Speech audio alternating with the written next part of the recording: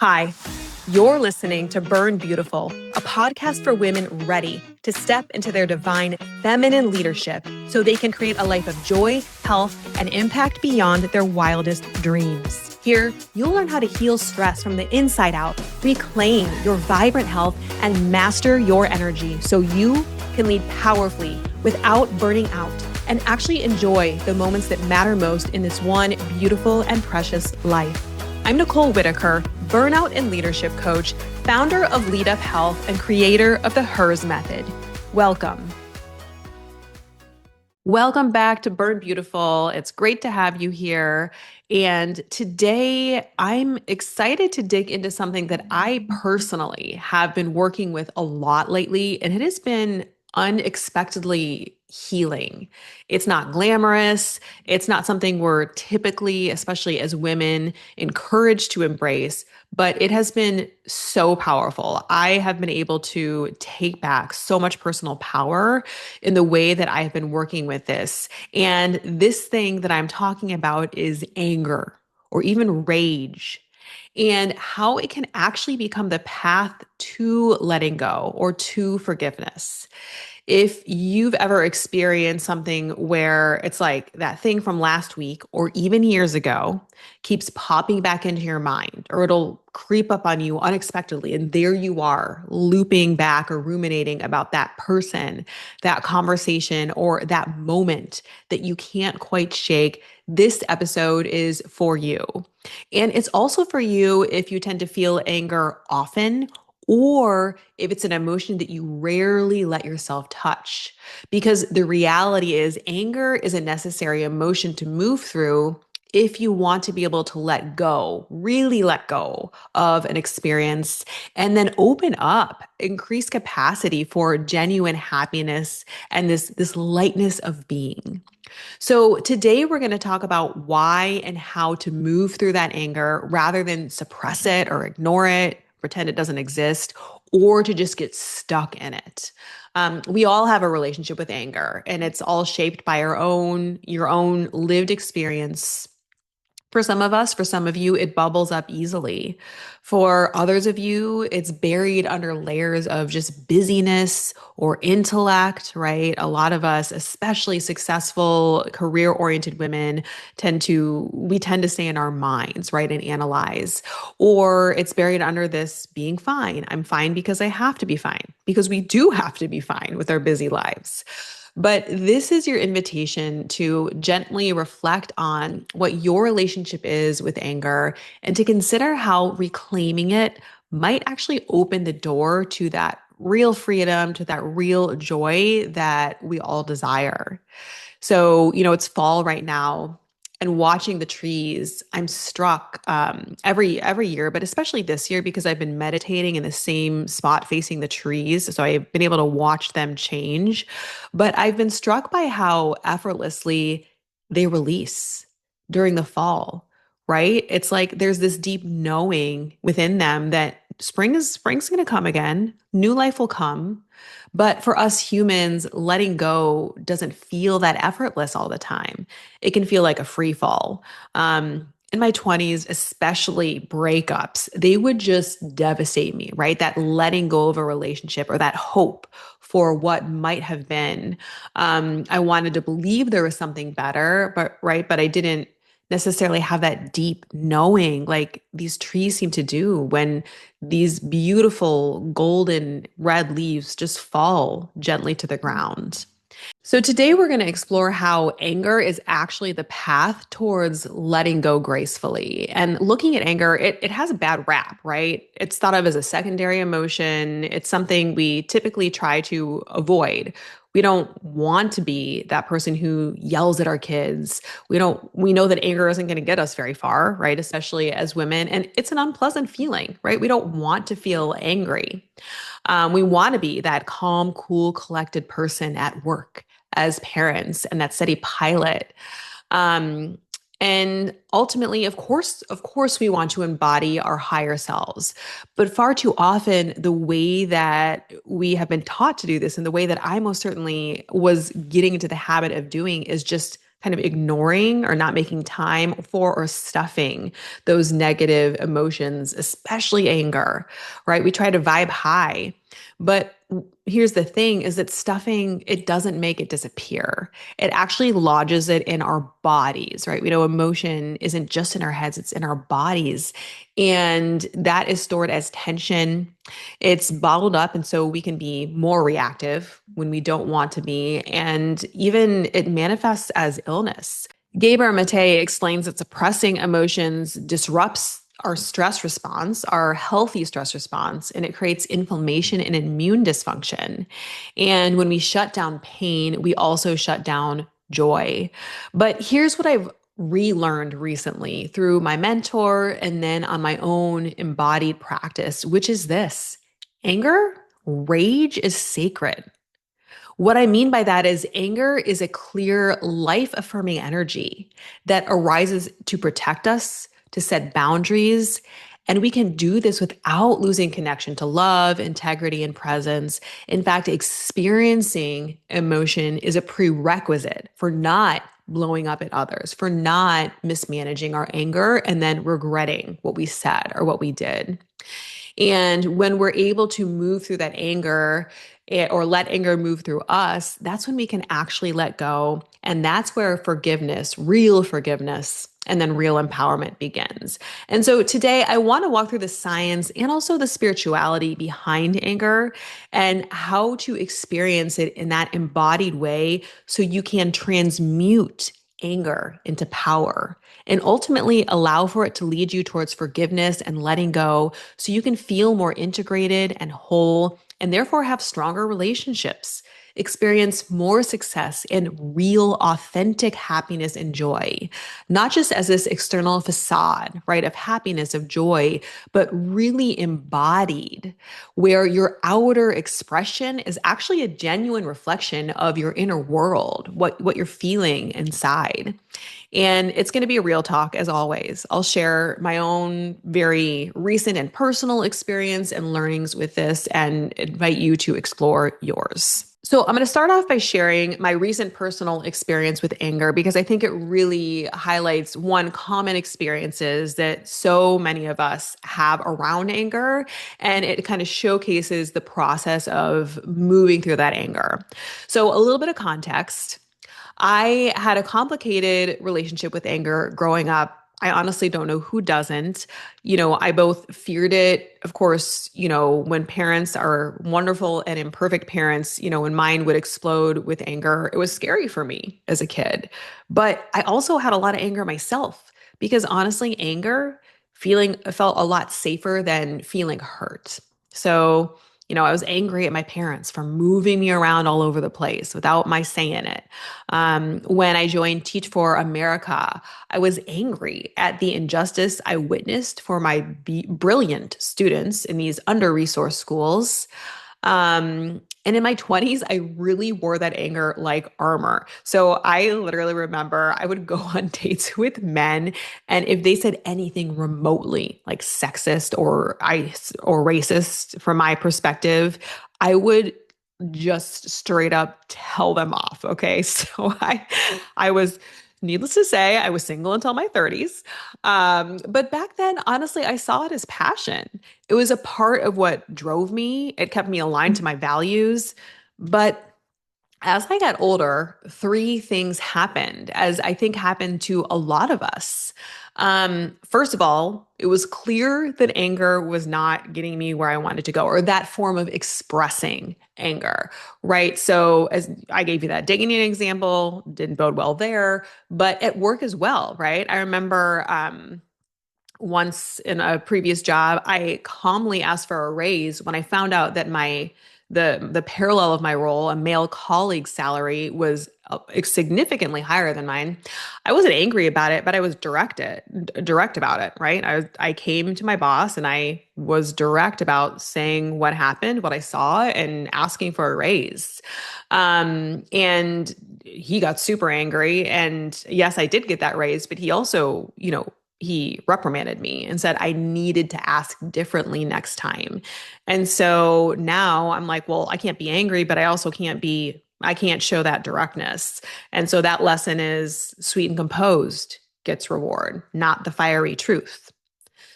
The second is once I got married and had kids, my anger shifted underground. So I did have resentment at my husband around what I felt were unequal parenting responsibilities, at work, where after I returned, I felt unseen and undervalued by my manager and others, at life and in general, but I didn't express it directly because first, I honestly just didn't have time. It was go, go, go. And so it leaked out through sideways comments toward my husband, towards this constant chip on the shoulder energy at work, and this like constant internal simmering. Um, and honestly, it wasn't because I was choosing to suppress anything. I simply didn't have the space. I was exhausted. I was in sheer survival mode with my little kids and a full-time job. Um, I remember a stretch of time where I just never cried, except I'd allow myself like a 10-second cry in the shower, right? It's like the only alone time. We're like, okay, small release. Okay, just enough so I can keep surviving. Um, and I didn't even really register I was suppressing emotions. It was more like I'd gone numb. And, when you're go, go, go, like so many of us working moms are, the emotions, they don't disappear. They just go unnoticed. But the challenge is, or the problem is, they start stacking up in the body.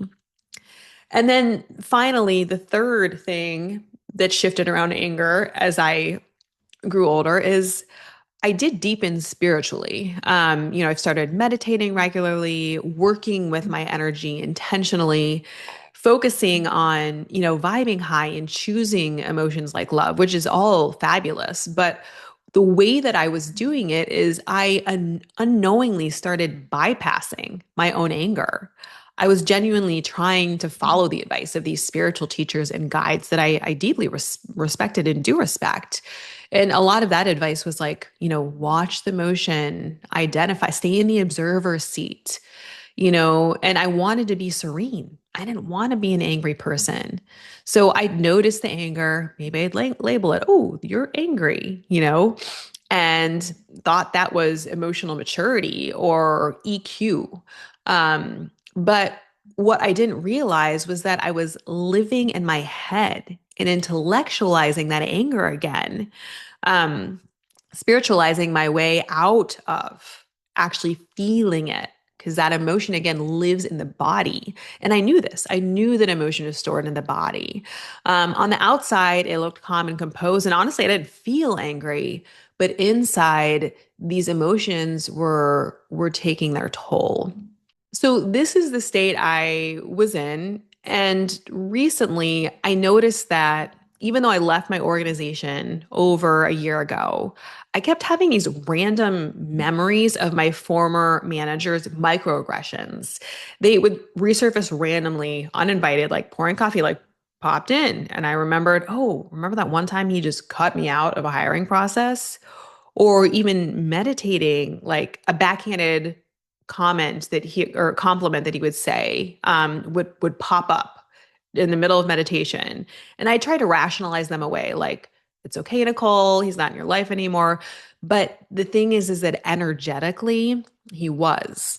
And it was, I was, being an entrepreneur, there are ups and downs. And so this was chipping away at my confidence. It was really impacting my work to kind of be taken back to that experience through this like poking. Positives, affirmations, they weren't touching me. The meditation wasn't really shifting it. And that's when I am currently going to an energy healer. And she said, you've got anger in your system and it needs to be released. And she recommended that I have like an adult tantrum. And I was like, oh God, I don't know. I don't know about this. And I waited till everyone was out of the house, one thing. And I tried it, right? I tried to like the screaming, like the punching a pillow. And what was interesting is at first, it's not like I felt angry because I was numbed. I have been so numb to it. That's how far down it was buried. It started with like a whisper yelling into the pillow. And then slowly the rage started surfacing. And then the next day I tried it again and I kind of went all in, these blood curdling screams. I mean, I must have looked crazy, pillow punching. I was doing some lion's breath, all the things. I was just kind of letting myself do whatever I felt like I needed to do, honestly, until I collapsed. And what was surprising for me is as I went through this, the anger got stronger and different connected older anger was being released. Those memories were coming up and being released. So not just at my manager, but at my father, at the system, at earlier betrayals. And what happened is this kind of rage session became a clearing, the body finally speaking what my mind had rationalized away, had stuffed down. Now, I was utterly exhausted after these rage sessions, but the next morning when I woke up, I truly felt different. Specifically, I have spent a lot of time tuning into and reconnecting with my body. I think growing up, I was very disconnected from it. And so I'm pretty in touch with where I feel stress. And it's typically in the back of my heart. And the only way to describe it is that some of that stress had shifted kind of more towards the front and had lessened. And so my heart actually felt more full. Um, when I was at a place where I was like, okay, let me journal now. And when I did, new insights emerged, patterns that I hadn't actually noticed or recognized before, that I realized was kind of playing out in this situation with my old manager. I was able to really reframe the entire situation as a spiritual lesson. And because of that reframe, because I was able to zoom out and see it as a part of patterns and a larger lesson, I was able to really forgive, not by excusing, but by letting it release its grip on me. And that's letting go, right? When the energy moves, the mind can make meaning of it, and then the heart can soften. And so we'll go through the specific steps for processing and then releasing anger in more detail a bit. But for now, here's what I want you to take away from the story. We know from physics, going back to high school physics, right? The law of conservation of energy means that energy cannot be created or destroyed. It can only be transformed or transferred. And as you've heard me talk about in other episodes, emotions are energy. That's all. It's just energy moving through us. And that, of course, includes anger. And so the key takeaway here is this: anger doesn't disappear just because we've analyzed it to death or we've rationalized it. It's going to stay in the body waiting to be witnessed, experienced, and moved physically. And when we allow that to happen, the real letting go becomes possible, right? That's what makes forgiveness genuine and what creates space for more joy and lightness in our lives. And we're going to do less of that living with a chip on our shoulder or getting snippy or exploding out of nowhere, because we have taken the space and time to physically transmute that energy.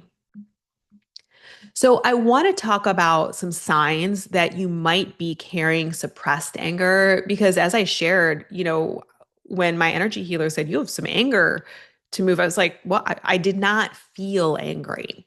So, how do you know you're carrying suppressed anger? It often doesn't show up like a big explosion.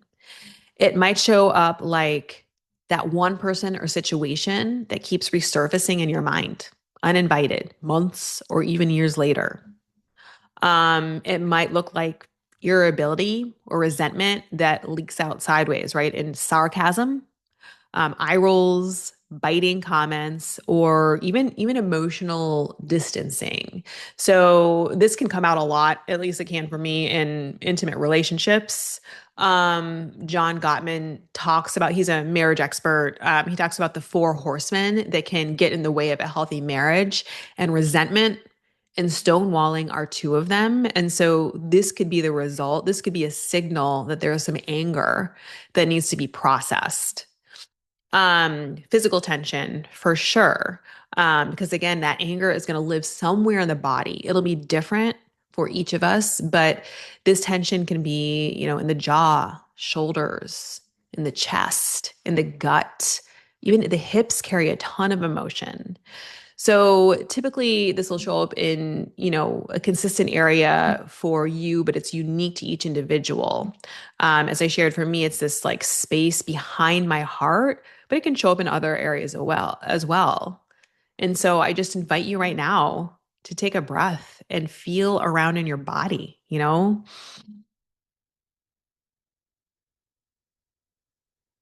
And just kind of feel around, where might you be experiencing this? And just, it doesn't have to be exact. If you have a sense like, oh, maybe it's my shoulders or my stomach, yes, that's right. That's where it is.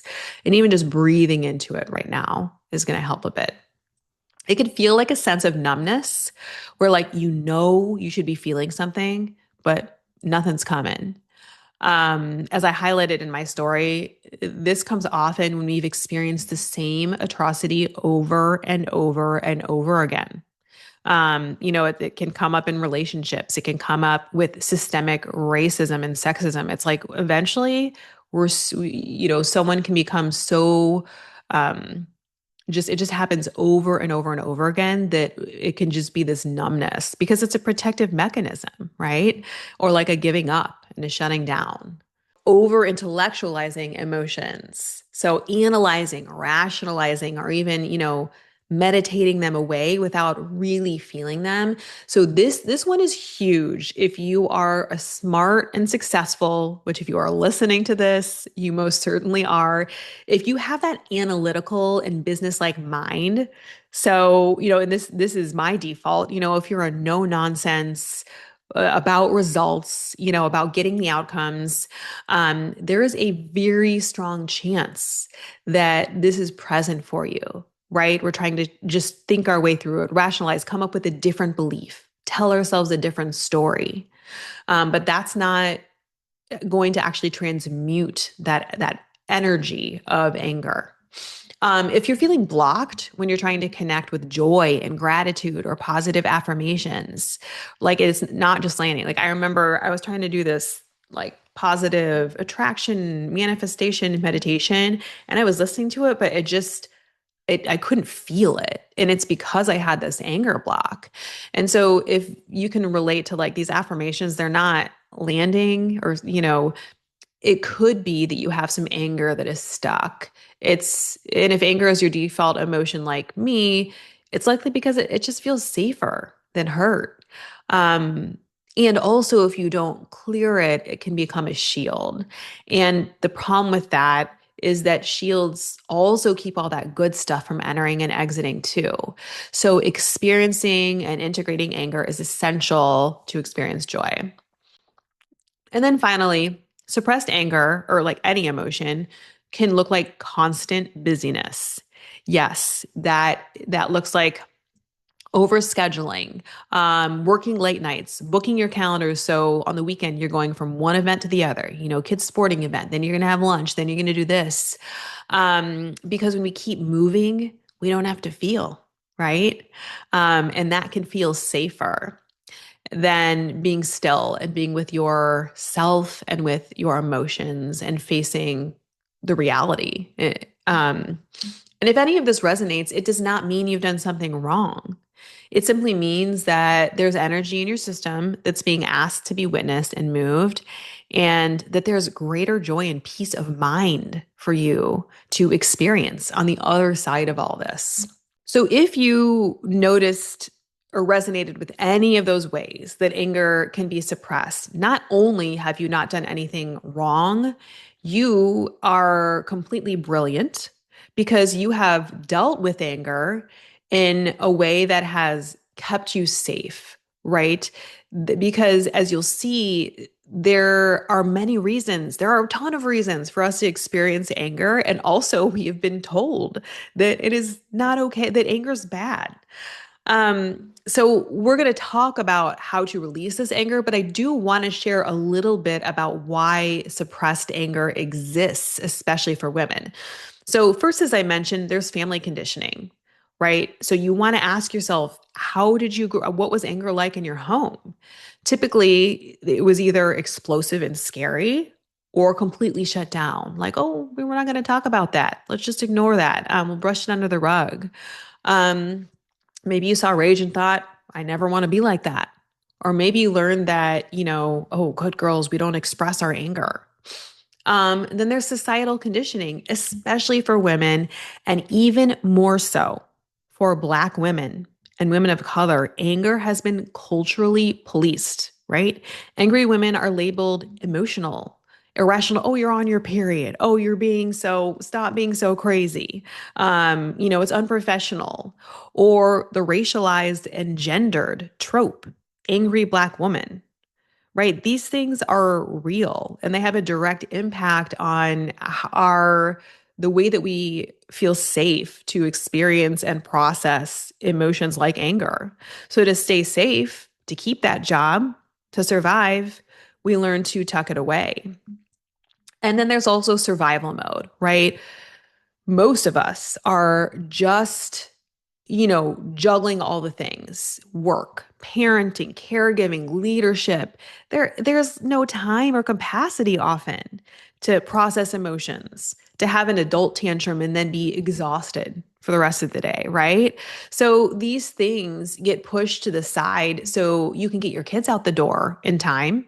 And then you can be on time to your call and to function the way that you have got to function to get that project completed at work, right? And then there isn't physical or emotional bandwidth after all of the things we go through in the day to process these emotions, right? We want to lie on the couch with a glass of wine or read a book or whatever it is once the kids are down, once we close our laptop. And finally, in spiritual or religious spaces, there can be pressure to transcend anger, right? Some shame around anger, saying that it's bad, right? Observe but don't attach. Choose higher vibrations. Be Christ-like. And it's not that these are negative sentiments on their own, but what happens is that it can be mistaught by well-meaning instructors or well-meaning spiritual leaders. And what is usually skipped over is the actual feelings part. And so that's when spiritual bypassing happens. Here's the important thing I want you to hear is that none of these patterns are signs of weakness, right? They're intelligent, adaptive strategies. They protect you, they kept you safe, they help you belong, they allow you to function. So this is not about judging yourself for these coping mechanisms. Again, thank yourself. Thank younger versions of you who found a way to survive. And now, as adults, as we mature into, midlife, we have the capacity to reparent those parts, to release what once kept us safe, and to literally rewire our nervous systems for greater joy, expansion, and liberation. It becomes safe to experience and process that emotion of anger. And this is the work of integration, right? Honoring the past adaptations while choosing new patterns that align with the life that we want to live now. So I want to share an anger reframe with you that I desperately needed a reminder of. And I have taken back so much power over these past few weeks through this reframe, which is this: anger is sacred. Rage is sacred. Think about the protective anger of a mother over her child. In the animal kingdom, there's nothing more primal, more clear, or more powerful. A lioness does not apologize for protecting her cub. A mother bear doesn't stop to think, am I being too much, right? That energy is pure instinct. It rises to protect what is precious. It is not random rage. It is a holy fire directed with purpose. Anger comes from love. That anger of the mother bear is coming from the most powerful love that exists out there. As women, I think that we can often recognize that energy when it comes to protecting others, right? Our children, of course, our teams, our communities. But somewhere along the way, we were taught to suppress that fire when it came to ourselves, to stay calm, be agreeable. It's all on us to be that steady pilot that whose feathers are never ruffled. And on accident, we have interpreted that to silence the roar on our own behalf, right? But that protective energy isn't wrong, right? It's what sets a clear boundary. It's what says this is what's not okay and this is what is okay. It's that clearing fire that clears the way what doesn't belong so that what's true and what's more you can remain. As psychologist Susan David reminds us, anger is a signpost for our values. It's going to show you what matters most to you, where something you care about has been crossed. And spiritual teacher Michael Beckwith teaches that when we consciously meet that energy, anger can be transmuted into personal power. That is the kind of power that is rooted not in domination, but clarity, truth, and sovereignty. And when we honor that anger, not by lashing out, right? This is not an excuse to hurt others, of course, but by letting it move through us, we're tapping into something ancient and wise, and it is the energy of preservation, truth telling, and ultimately liberation. So let's talk about how to move anger through the body and beyond. Because now that you know that anger is energy and it doesn't just disappear when ignored, you can work with it consciously, right? This isn't about venting on other people or spiraling into rage after being triggered. Those things go away actually when you process anger. It's about giving that energy somewhere to go so it can be cleared and integrated and ultimately released. And so I like to think of this process in 5 steps.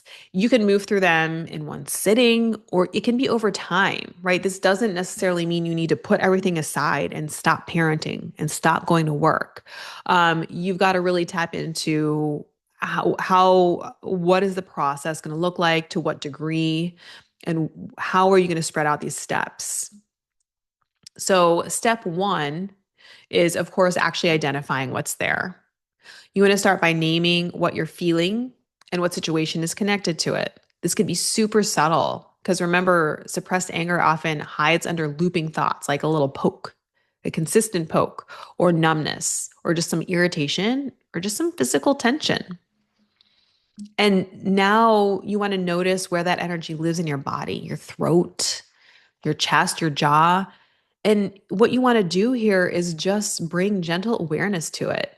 We don't need to judge it. We don't want to fix it or push it aside, right? This is the key thing because this will happen to me. I'll notice it and be like, no time, right? But this is really the moment when you say to yourself, I see you. It is safe to feel this. I'm willing to feel this.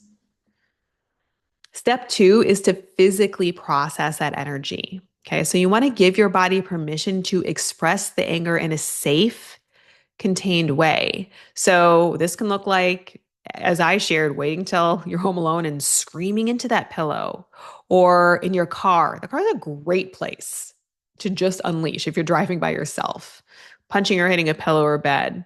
But you can also do things like shaking, stomping your feet, any intense movement, even dancing. If you're dancing with intention of letting that anger move. Um, Lion's breath or primal sounds. So a lion's breath, I'll demonstrate it for you right now.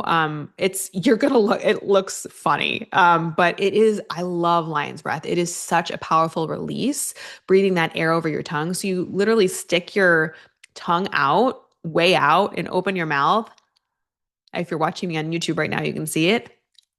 And then you take a deep breath in through your nose. And then you're going to exhale longer than your inhale over your tongue, your open mouth, your tongue sticking out. So it's breathe in, tongue's out, mouth is open wide, and a long exhale.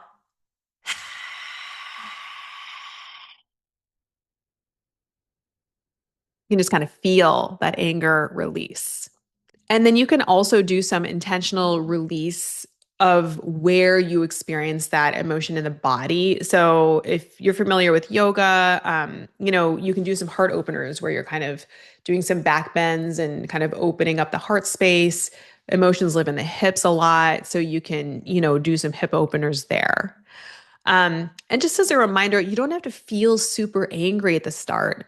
Often the layers emerge as you give your body some permission. And the key here is you've got to let it be messy and loud and imperfect because anger lives in that nervous system. And this is about discharging that stored charge. You cannot think about it looking, it's not going to look good. Okay. It's not going to be pretty. It's going to look weird, but just kind of full release. Um, and afterwards, just take a moment to breathe and pat yourself on the back. That's some work there. Often what's underneath that anger is grief, clarity, tenderness, hurt, and it's going to begin to surface after that, those emotions underneath. So, step three is mine for the spiritual lesson. So, once you've physically moved that energy, the body has spoken. Now, the mind and heart can listen, and your heart is literally more open to some of those softer, more fragile emotions underneath that anger. There's less of that protective layer, and so this is where you want to journal. You could do a voice recording. You could walk while you reflect and do that voice memo. I love that voice memo app on the phone. Um, you can just sit quietly and have some inquiry. And so you can just kind of let it spill out. But some questions you could ask is what boundary was crossed? What value was signaled? What pattern or lesson is emerging? And so this is where suppressed anger turns into insight, right? It's the place where you can begin to see the situation not through the lens of pain and blame, inward blame or outward blame, but through this lens of growth and like, oh, this experience was given to me. I'm here to move through this. This is the path forward. And then step four is take back your power. Okay. This is about reclaiming any energy, any self esteem, any power that situation had taken from you, both in that moment, but that it continues to try and take from you. Because often anger points to places where we've given away our power to people, to systems, to old stories. And you want to reframe that story in a way that honors your sovereignty. So you want to remind yourself you're safe now, right? This is now is where we want to use those affirmations. Now is where we want to root back in our strength and our truth. For example, for me with my manager, it was this I noticed this pattern. I was like, oh my goodness, this is a pattern that has been reoccurring for me, honestly, since I was a little kid. I was able to recognize that, see it now. Oh, this is actually, experienced that because I hadn't learned the lesson yet. And so now my affirmation was, oh yeah, wait a second. I don't need validation from a man, from a superior. It does not matter. My worth and my ability to do something has nothing to do with this person's perspective of me, whether they approve of me or not, And so I was able to um, remind myself. I made a list of everything I have accomplished. I'm like, after looking at that list, you're like, wow, how I was giving away my power and my worth to these one-off comments in these situations, but I don't need that validation because here's everything I've accomplished and here's who I am. I don't need that. I can validate myself, or I don't need validation. And say it out loud. Write it down, feel it in your body. This is where you can alchemize that anger into personal power, right? This is that kind that Michael Beckwith talks about, that transmuting that energy into personal power, not power over others, but the power of truth, clarity, and self-respect. Step five is where now you're really in a place where you can release. You can let go. Falls in the forgiveness category. You can thank the situation, the person with love. So once that energy has been moved, The lesson has been integrated. It's time to release that. Forgiveness does not mean that what happened was okay. The way that my manager in those situations, treated me and what was done there, that was not okay. But what it does mean is it means that situation no longer has a grip on your energy. You have taken the lesson. Now you can lovingly set it down. Some people like to visualize setting the situation light or saying a simple phrase or prayer of release. Um, you know, thank you, but this no longer has power over me. Um, Others write a letter and burn it. Whatever form, the essence and the message is this. Thank you for the lesson. I release you now. So this step is what is going to create that spaciousness for joy, for peace and lightness to flow back in. Your mental energy isn't going there. You have the shield that has kept the goodness out is lessened. And there's space for more joy, more peace, more lightness to flow back in. And this is where peace of mind comes, right? This is where now we can do what that spiritual, what the spiritual leaders say. We can vibe high. We can be whatever your language is around what your beliefs are. You can actually step into being and feeling more Christ-like, where your inside is matching that. That's authentic vibing high. And so these 5 steps identify the physical process of release, the mind, the lesson, the reclaim your power, the release with love. They're not about perfection. They are about wholeness. They give your anger a full arc from the energy stored to then being moved to then the wisdom and integration to then that incredible freedom that you are able to regain. And the more you practice this, the more your system learns that anger isn't something to fear or suppress. It's an incredible teacher. It is a sacred signal. It is a clearing force. And you can take so much power back by loving and accepting and honoring that anger and the experience of anger that we all have. So, as you were listening today, maybe something came to mind for you during this conversation. Maybe you noticed where anger has been quietly living in your body. Maybe something came to mind, a thought or a situation that keeps kind of poking at you, waiting to be released. And as we close today, I want to revisit the fact that this is not a problem. It is a signal in your body trying to communicate with you, because anger does not disappear if it's ignored. It's going to wait to be witnessed, to be felt, so it can be moved. And when we allow that to happen, when we honor that energy, something shifts. Space opens physically in your body, in our emotions, and then in our 3D world, in other words, in our actual life. You're going to see doors being opened for you. You're going to see relationships healing and improving and deepening. Because forgiveness starts to feel then more like a natural letting go, not this forced or impossible thing that is surface, but then there that anger is again. Joy starts to feel embodied. It's not a performance.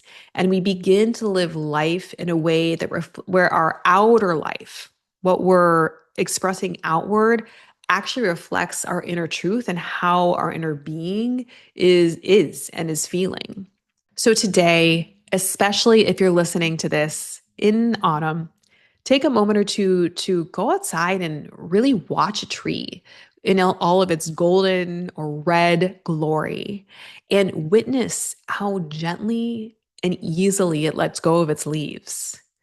And know that there is a natural intelligence in you too that knows how to release what no longer belongs. Those trees, they don't cling to their leaves, right? They're not worried. They let them fall because they trust, knowing that new life will come in the spring. And that same intelligence lives in your body and in your heart. And the path towards letting go is processing those emotions so that you're then able to let go and step into more love and that higher vibration.